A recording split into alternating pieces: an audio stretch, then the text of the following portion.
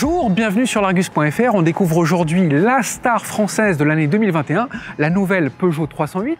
Alors cette troisième génération de la berline compacte de Peugeot ouvrira ses commandes à partir du mois de juin et elle sera disponible à partir du mois de septembre. La grande nouveauté, c'est le nouveau logo Peugeot sur ce blason qui évidemment prend place de manière habituelle sur la calandre. Il y en aura également un sur le haillon. Et ce logo, on le trouvera aussi de manière inhabituelle sur les ailes, mais ça sera réservé à la finition GT que vous avez sous les yeux.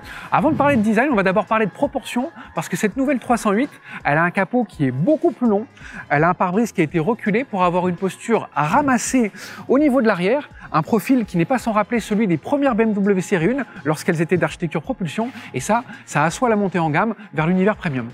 Au niveau des dimensions, la nouvelle 308 a gagné 11 cm, elle atteint une longueur de 4,36 m, 5,5 cm au niveau de l'empattement, elle a perdu 2 cm en hauteur, et sinon, question largeur, c'est strictement identique à l'actuelle 308.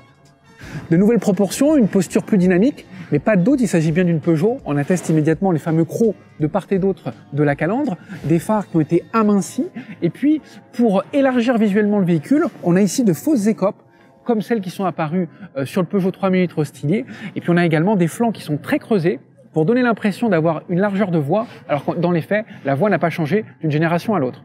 À l'arrière, les codes design Peugeot sont bien présents, avec ce bandeau laqué de noir encadré par des feux à 3 griffes. Mais la nouveauté, c'est que les feux ne sont plus verticaux au niveau des griffes, mais avec une forme oblique qui permet d'étirer visuellement le véhicule. Et puis au niveau du flanc, on a une arête verticale qui a été dictée par les aérodynamiciens pour l'efficience du véhicule, et cette arête, elle permet aussi de casser le porte-à-faux et de donner un arrière plus court qu'il ne l'est en réalité.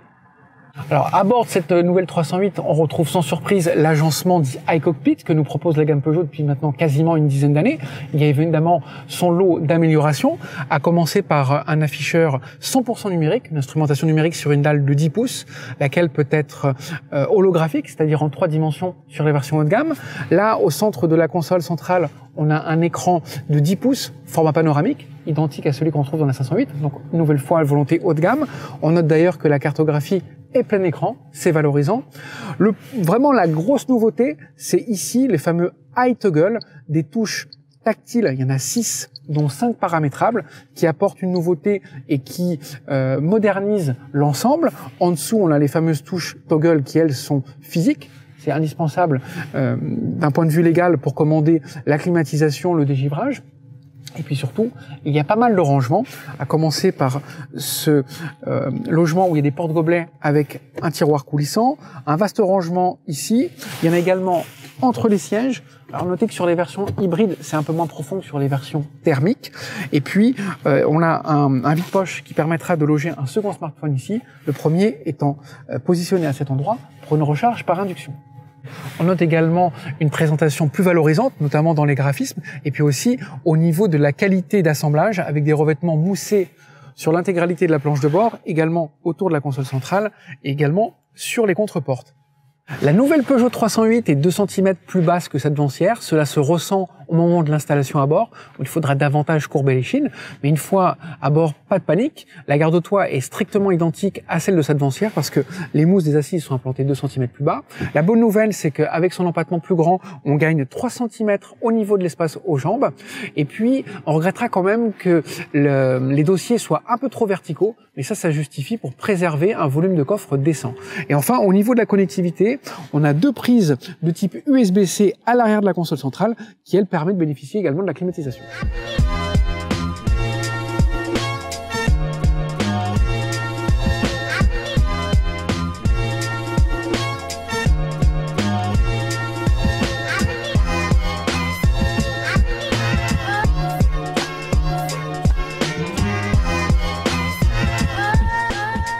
Alors avant d'ouvrir le coffre, j'attire votre attention sur la mise en scène très soignée du logo, avec ici un modelé très intéressant. C'était important de valoriser le logo sur ce véhicule. Et puis la poignée, elle est dissimulée sous le bandeau.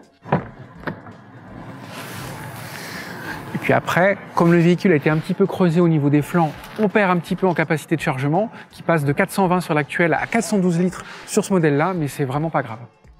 Et sur la version hybride, il y aura un petit peu moins de volume de chargement, tout simplement parce que le double fond est occupé par la batterie. Avant de vous détailler les mécaniques de la 308, j'attire votre attention sur son capot dit carrossier, à l'image de celui de sa grande sœur, la 508, ce qui témoigne une fois de plus sa volonté de monter en gamme. Alors, sous ce capot, Précisément, il y aura 2 motorisations essence, le 1,2 litre PureTech à 3 cylindres proposé en version de 110 et 130 chevaux. Il y aura également 2 versions hybrides rechargeables, ça c'est une première sur la 308, avec le 4 cylindres 1,6 litre PureTech en version de 180 et 225 chevaux. Enfin, question diesel, il y aura une unique proposition, ce sera le 1,5 litre Blue HDI 130 chevaux. Quoi qu'il en soit, toutes les Peugeot 308 n'auront que 2 roues motrices et elles laisseront le choix selon les versions entre une boîte mécanique à 6 rapports et une boîte automatique EAT8 à 8 rapports. On vous le disait en préambule, cette Peugeot 308 berline sera commercialisée en France au mois de septembre 2021. La gamme s'étoffera par la suite de la version break, la Peugeot 308 SW. Pour elle, il faudra attendre jusqu'au premier trimestre 2022. En attendant, nous, on vous remercie de votre fidélité. On reste en contact via les différents réseaux sociaux, notre page Facebook et notre chaîne YouTube. Et d'ici là, on vous donne rendez-vous très bientôt sur Argus.fr. Bye bye.